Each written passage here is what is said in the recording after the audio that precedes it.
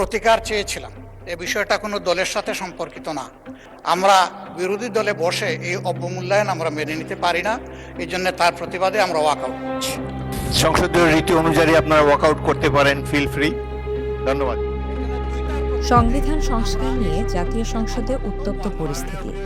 অবশেষে ওয়াকআউট করল বিরোধী দল জামায়াত ও জোটসঙ্গী এনসিপি। এবং সিদ্ধান্তের জন্য আমি আপনাকে আহ্বান জানিয়েছিলাম, কিন্তু কোনো সিদ্ধান্ত হলো কিনা আমি বুঝতে পারি নাই। এই বিষয়টা আপনার কাছ থেকে আমি স্পষ্ট জানতে চাই। ধন্যবাদ মাননীয় speaker. Speaker Hafizuddin Ahmed walkout থেকে বিরত থাকার আহ্বান জানালেও তা দেওয়ার জন্য উপেক্ষা এটা করে করা বেরিয়ে হচ্ছে। যান তারা।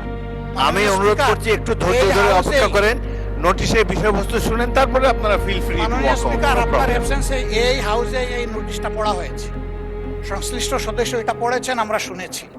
এই জন্য আমরা বুঝে শুনেই বলছি যে এই দুই কারণেই আমরা এখন ওয়াকআউট করছি। আপনাকে ধন্যবাদ। নিশ্চয়ই সংসদীয় রীতি সংবিধান সংস্কার নিয়ে মতবিরোধ রাজনীতিতে নতুন করে উত্তেজনার ইঙ্গিত দিচ্ছে। কালচারে সেটা আছে, রাইট আছে, তারা ওয়ার্কআউট করতে পারে। আপনার মতামত কি? কমেন্টে জানান।